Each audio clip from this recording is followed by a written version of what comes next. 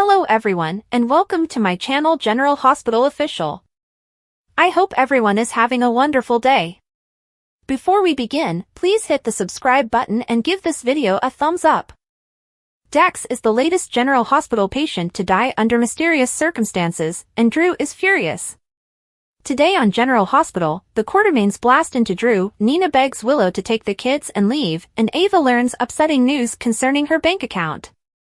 At the Port Charles Grill, Ava and Rick are taken aback when all of their combined cards are denied. The maitre d' believes he should call the cops, but Ava says they've already called some people and asks for a little more time because they don't want to dine and dash. Lucas arrives, discovers what happened, and gives a credit card to pay off their obligations. His card is accepted, and Ava thanks Lucas for forgoing any commitments he had in arriving so promptly. She invites him to remain because he paid for the dinner. Lucas despises being a third wheel, but he hadn't had a chance to eat, so he'll accept her invitation. He requests another menu and a bottle of champagne from the maitre d'. Ava informs Lucas that she would repay him and is waiting for a response from her company manager on her finances. Rick feels his accounts have been frozen due to Ava's bad payment. Ava praises Lucas again for canceling his plans for the evening. Lucas assumes his was not her first call. She maintains he wasn't, but he was the only one who responded. Ava receives an alert on her phone and worries what will happen next. She is taken aback, shows Rick the phone, and asks if this is what she believes it is. Lucas asks, "What is it?" She informs him that the Cassadines have stolen back her whole divorce settlement with Nicholas. Dante and other officers storm inside Windmere, which is dark and shut down. The alarm went off, alerting the cops. They find Lulu sneaking around. Dante assures the police that he can manage the situation and that they can return to the station. Alone, Lulu explains that she expects to locate something Valentine and Charlotte left behind that will assist her find their location. Dante claims that others have lived here since Valentine and Charlotte, and their belongings may be long gone. Lulu claims she has already examined the tunnels and discovered nothing, so she will take this place apart if necessary. Dante understands how difficult it is to lose someone you love. Lulu believes Dante must despise her. Dante claims he doesn't dislike her, so why would she say that? Lulu is aware that Sam exists. Dante planned to tell her, but she awoke unexpectedly, leaving him no time to ponder or prepare. When he saw her, he wanted to ask her many things and tell her so much. She understands he was likely overloaded, and she appreciates him not dumping 4 years' worth of knowledge on her at once. She understands why he did not tell her about Sam. It would have been difficult to process with her head still whirling. She can see Sam's love for him. Dante claims she did, that Sam did it not for him or Rocco, but because it was who she was. She notices how his countenance changes when he talks about her, and it's clear he adored Samantha. He still does, but he's glad she's awake. It's difficult to reconcile her return with losing Sam. Lulu understands his and Rocco's grief, as well as the cost of her waking up for him and Sam. Dante didn't want to bother her with this, and he felt horrible for not keeping Rocco and Charlotte together when she went into a coma. Lulu claims none of this is his responsibility. Valentine was the one who influenced Charlotte into staying away from her family. Dante informs her that Laura and Charlotte are close. Lulu is grateful, but she feels as if a piece of herself is missing without her home. Dante says they're both going through a lot, so if she wants to destroy this place, he'll assist her. During their hunt, they discover a little wooden box with the Cassadine crest and open it to reveal some of Charlotte's old garments. There is also a toy horse, which Lulu remembers as one she purchased for Charlotte when she was attempting to persuade her she loved her. She cannot believe Charlotte simply left it here. Dante believes she kept it, so it must mean something. Tracy accidentally turns on Drew and Willow's nanny cam footage on the TV at the Quartermaines while attempting to cut the big game broadcast from Michael's phone. Tracy giggles while everyone else is stunned. Drew shouts, "Turn off!" Tracy says, "No, no. Let it play." Drew switches off the television, and Ned lashes out, telling him that his father would be proud of him for having sex with his nephew's wife in his daughter's room. Tracy gloats to Nina, saying she must be amazed at how close she has gotten to Drew. When Uncle Sonny finds out, Gio informs Joss and Trina that Drew is no longer alive. Trina leads Gio and Joss out to the foyer, asking them to let the persons concerned deal with this alone. Joss knows her brother would forgive Willow for cheating, and she doesn't want to see him suffer again or Drew's smug expression right now. She chooses to visit Dex. Before Gio leaves for practice, Trina asks for his stadium pass so she may see Kai. Carly consoles Michael in the living room while the rest of the group begins to attack Drew. He forces them to confront their own shady past. Ned refers to him as the golden child who thought he was better than everyone else, and now he has fallen smack on top of his nephew's wife. Willow approaches Michael and tells him that everyone save him was stunned by the footage. She inquires if he took the video. Michael claims he did, as he placed a nanny cam and received a notification. That is what he saw when he opened it. She cries that she was with Drew once, on the day Sam died, and that he has known about it for weeks. Why was he playing it now? Carly accuses Willow of cheating and says it is not Michael's fault. Willow realizes she was in the wrong, but she wants to know why he didn't say anything sooner. Michael wanted them to spend one last Christmas as a family. She desired the same thing and planned to tell him after Christmas. Carly lashes out at Willow for squandering her life with Michael, despite everything he has given her. Willow flees, and Carly lashes out at Drew. She now understands why Jason was unhappy with him, and he has finally found someone who puts him first. Drew will not address this in front of the entire family. Tracy claims he slept with Willow in public, therefore he no longer has the option of keeping it quiet. She claims Alan would not have sunk so low as to sleep with his nephew's wife.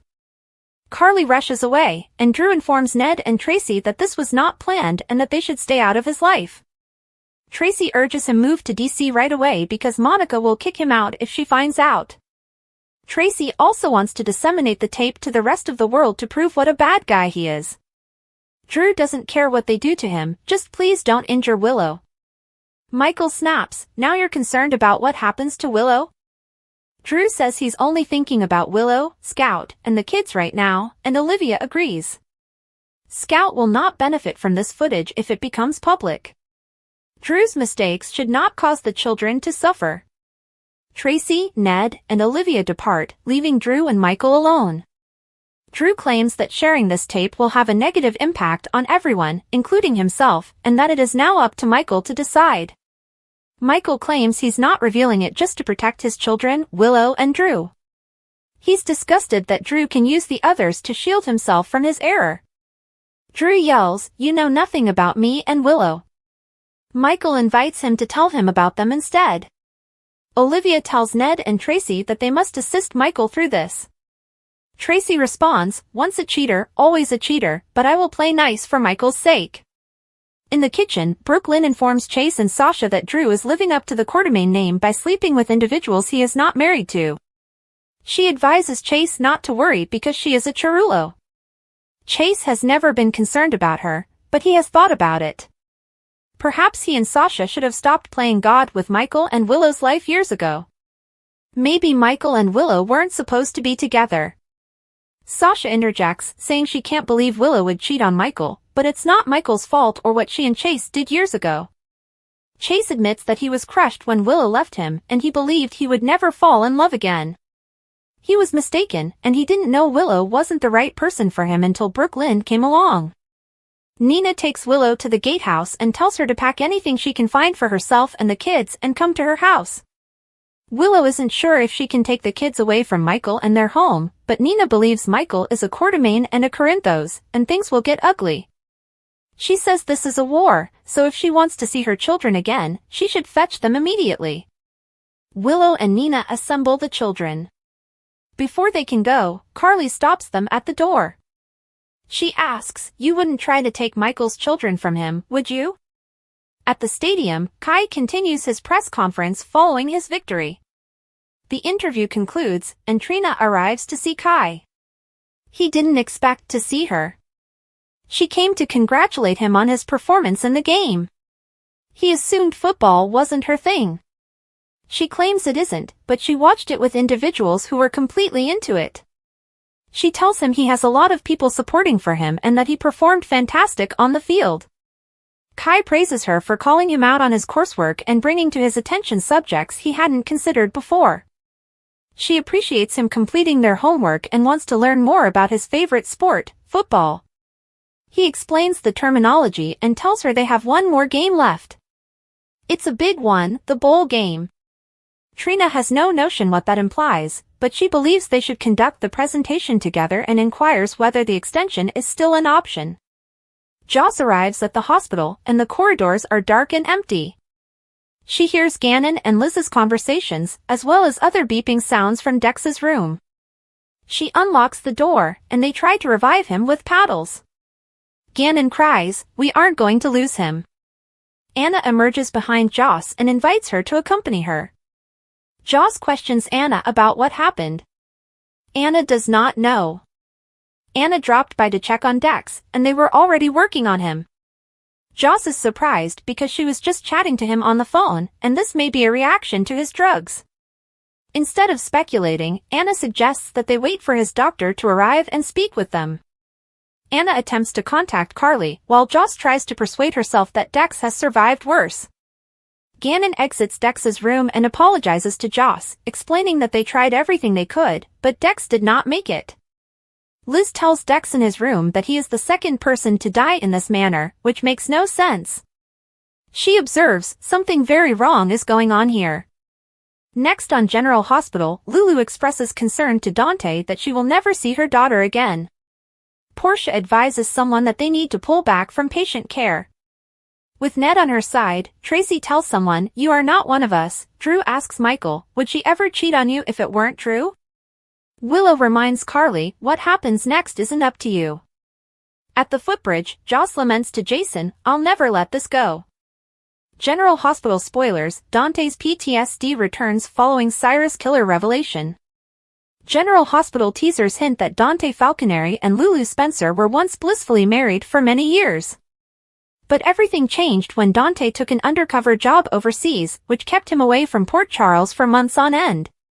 Meanwhile, Lulu needed Dante more than ever, particularly after being stabbed by Ryan Chamberlain. Eventually, Dante's father, Sonny Corinthos, teamed up with Robert Scorpio to bring Dante home. General Hospital spoilers, Dante Falconeri suffered from severe mental trauma. Dante was forced to perform horrific things while undercover. It had a significant toll on him. It was also suggested that he was programmed to act violent in response to specific triggers. Rather than staying in Port Charles, Dante left to be treated at a WSB facility. He wasn't sure whether he'd ever recover, so he filed for divorce and mailed the paperwork to Lulu without first speaking with her. Lulu grudgingly agreed to sign the documents, and their marriage ended in a whimper. GH spoilers, Dante Falconeri returned to town. Dante eventually returned to town. However, it may have occurred prematurely. For a period, he could be controlled by the clicking sound of an ink pen, which Lyle Albrecht used on several occasions. Sam McCall eventually defeated Dante. Since then, very little has been said regarding Dante's PTSD or programming. This marked the beginning of Dante and Sam's romance. General Hospital spoilers, Dante Falconeri will rage again. With Sam's death, Dante no longer has her calming effect. When he discovers that Cyrus Renault murdered Sam, all of his wrath may resurface. Dante may even attempt to kill Cyrus in a fit of wrath, and if he does, it will be tough to stop him. The only person who has a chance of convincing Dante to back down is Lulu, and even that isn't guaranteed. Cyrus may easily be slain by Dante's uncontrolled anger. What are your thoughts? Will Dante and Lulu make it back together? Is Dante's aggressive behavior truly a thing of the past? Should Cyrus be concerned about being a victim of Dante's blind rage? GH spoilers, recent scenes suggest that fans hoping for a Lulu/Dante reunion will have to wait a while. According to General Hospital spoilers, Lulu Spencer and Dante Falconeri were once considered the it couple in Port Charles. In fact, just before falling into her 4-year coma, Lulu told Maxie Jones that she still loved Dante and planned to tell him how she felt, despite the fact that they weren't dating at the time. Unfortunately, that never happened, and now that she is awake, a romantic reunion between Lulu and Dante does not appear to be in the cards anytime soon. According to General Hospital spoilers, Lulu Spencer and Maxie Jones reunited on Wednesday, December 11th. Lulu hasn't been able to contact her bestie because she's been busy with finding her daughter Charlotte Cassadine. Still, while the women were conversing, Lulu remarked that while she still felt butterflies when she saw Dante, she realized it couldn't last because he is still suffering the loss of Sam McCall. Lulu sensed something was wrong with Dante when they talked, and after learning about the Sante romance while she was sleeping, she's likely to abandon any plans to rekindle their relationship. This is not to imply that Dante and Lulu will never reconcile as a relationship. Nevertheless, for the time being, the show will focus on Dante's grief over Sam, and Lulu's love life may take a different turn. GH teasers. The Cody Bell factor. GH teasers indicate that Lulu had a memorable contact with Cody Bell when he picked her up hitchhiking. He had no idea who she was, and vice versa. Despite the awkwardness of the situation, as well as Lulu's discomfort and shock upon waking up from a coma, sparks flew between the two. So, will Cody and Lulu have a romance? Anything is conceivable in Port Charles, and the dynamics of Dante's ex dating his childhood best buddy would bring an intriguing element to this storyline in the coming days and weeks. Do you get the impression that the program is calling off any Dante/Lulu reunion arrangements for the time being? GH spoilers. Christina Corinthos Davis has gone off the rails. Character needs revamp by 2025? According to General Hospital spoilers, Christina Corinthos Davis isn't particularly popular among social media users right now. In fact, many consider her to be the worst of the three Davis sisters. Unfortunately, following Sam McCall's death, some GH viewers have gone so far as to claim the incorrect Davis brother died. Is the character in need of an update in the new year? General Hospital spoilers. Christina Corinthos Davis continues to push the limits. According to GH spoilers, Christina's recent antics have been out of control. Despite several attempts to persuade Molly Lansing Davis to be her and TJ Ashford's surrogate, she became increasingly angry with the pair during her pregnancy whenever they checked in on her.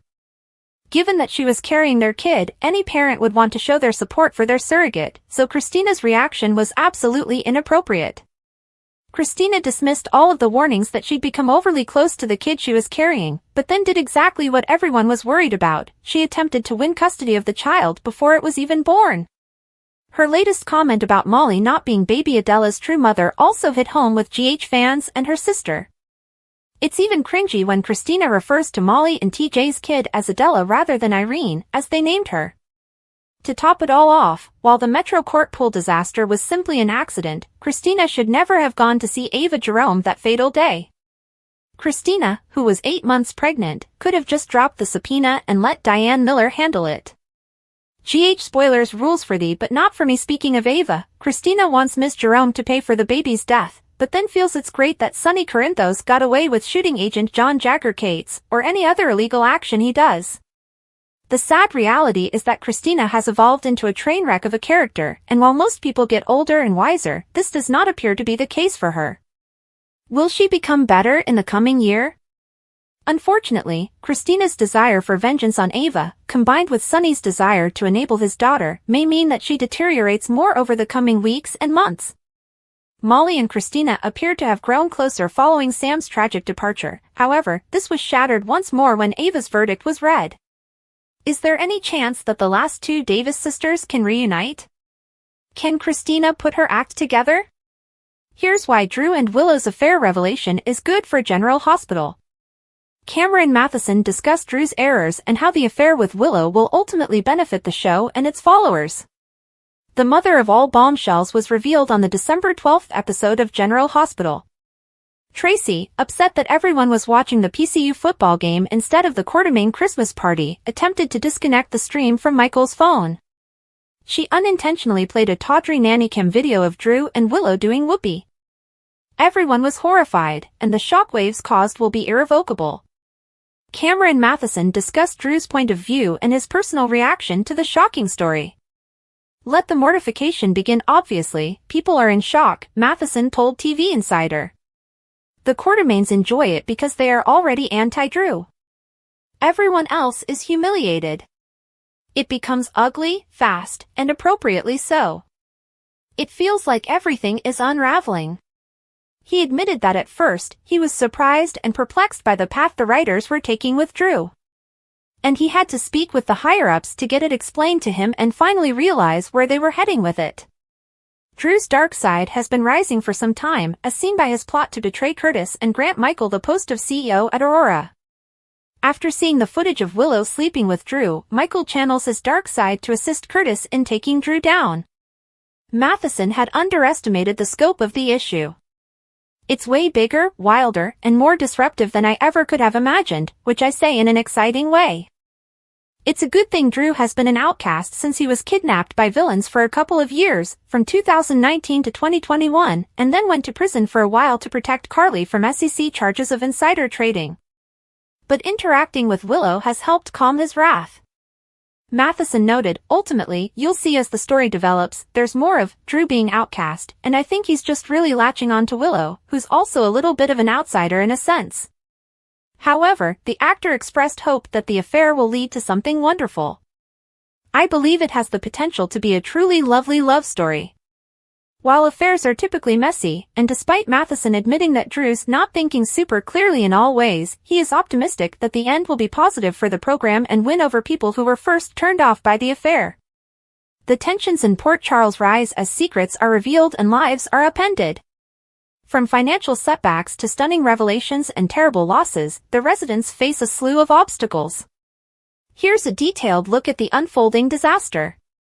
Unexpected trouble at the Port Charles Grill.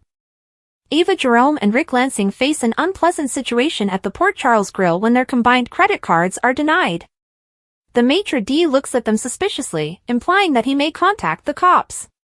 Ava maintains they have approached others for assistance and assures him they have no intention of bypassing the bill. Lucas Jones arrives to evaluate the situation following Ava's urgent phone. He learns about the mess and provides his own credit card to pay the bill. When the payment is processed, Ava expresses her profound thanks and invites Lucas to join them because he sacrificed his plans to save them. Despite his reluctance to be a third wheel, Lucas admits he hasn't eaten and demands another menu and a bottle of champagne. As they settle in, Ava pledges to compensate Lucas, stating that she is waiting for her company manager to resolve her account concerns. Rick speculates that his accounts may have been frozen due to Ava's rejected check. Lucas laughs that he was probably not Ava's first pick for help. She acknowledges he wasn't, but he was the only one to respond. Ava's phone vibrates with an alert, and her face pales. She shows Rick the screen, astonished. Lucas wonders what's wrong. Ava discloses that the Cassadine estate has overturned her whole divorce deal with Nicholas Cassadine. This revelation has left all three grappling with its consequences. A search in Windmere. Dante Falconeri and a squad of officers arrive at the gloomy Windmere estate after an alarm goes off. The eerie silence indicates that the property has been abandoned. Inside, they discover Lulu Falconeri rummaging through the rooms. Dante dismisses the officers, assuring them that he can handle the problem himself. Once alone, Lulu expresses her desire to locate anything, that Valentine or Charlotte Cassadine may have left behind, in the hopes that it will lead her to them. Dante gently tells her that other people have lived in the home since then, and the majority of Valentine and Charlotte's valuables may have disappeared. Lulu, undeterred, announces that she would demolish the place if necessary. Dante sympathizes with the grief of losing a loved one. Lulu misinterprets his tone, thinking whether he hates her. Dante denies it, but Lulu presses on, citing his relationship with Sam McCall. She knows that he did not have time to prepare for her abrupt awakening from a coma and appreciates his restraint in not bombarding her with facts about the 4 years she had lost. The chat becomes intense as Lulu notices Dante's fondness for Sam. She sees his great affection for her and understands the challenge of combining his grief with her return. Despite the complexities, Lulu assures Dante that Charlotte's condition is Valentine's fault rather than his. They resume their search and they cross a little wooden box marked with the Cassadine crest. Inside, they discover a collection of Charlotte's old items, including a toy horse, which Lulu recognizes as a present she gave Charlotte to express her affection. The finding causes Lulu to contemplate, sure that the object has meaning.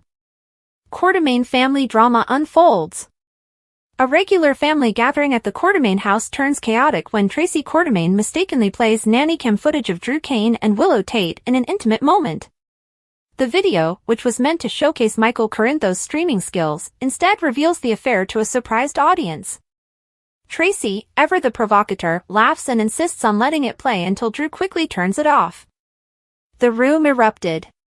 Ned Quartermaine chastises Drew, remarking sarcastically that his father would be happy to see him sleeping with his nephew's wife. Tracy mocks Nina Reeves, who has gotten close to Drew, and enjoys the mayhem. Meanwhile, Jocelyn Jacks pulls Trina Robinson and Gio aside and asks them to respect the family's privacy. Joss chooses to check on Dex Heller, leaving Trina to get a permission from Gio to go see Kai Taylor at the stadium. Inside the mansion, Carly Spencer consoles Michael, while Drew faces the wrath of the family. Willow confronts Michael, inquiring whether he filmed the footage. Michael reveals that he put a nanny cam and stumbled across the incident. Willow is devastated, accusing him of hiding the truth for weeks. Michael explains that he wanted one last calm Christmas with his family before revealing the betrayal. Carly accuses Willow of abandoning Michael, but Drew defends her, claiming their affair was unplanned. Tracy adds gasoline to the flames, recommending Drew leave to prevent more disgrace. Drew urges the family against disclosing the tape, highlighting the dangers it could cause to the children. Michael grudgingly agrees, not for Drew's benefit, but to safeguard the children. New bond forms. At Port Charles University, Trina Robinson arrives to congratulate Kai Taylor on his outstanding performance in the recent game. Despite her lack of interest in football, she watched it with friends who were enthusiastic. Kai, astonished by her appearance, thanks her and expresses gratitude for her prior assistance with his assignments. The two had a casual talk about football, with Kai attempting to clarify the finer nuances. Trina proposes they give their forthcoming presentation jointly, which sparks a connection that points to something deeper. As the talk continues, Trina's adoration for Kai grows. Tragedy strikes at the hospital. The halls of General Hospital are strangely silent as Jocelyn Jacks arrives to check on Dex Heller. She overhears the desperate efforts of medical personnel in Dex's room, led by Elizabeth Baldwin and Dr. Gannon, to resuscitate him. Despite their best attempts, Dex succumbs to his injuries, leaving Joss devastated. Anna Devane approaches Joss outside the room and expresses her support.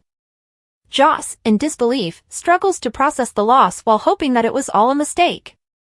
Meanwhile, Elizabeth tells Dr. Gannon that Dex's death is suspicious, implying that something terrible is going on. Thanks for watching. If you like this video, so please don't forget to subscribe my channel and don't miss any update.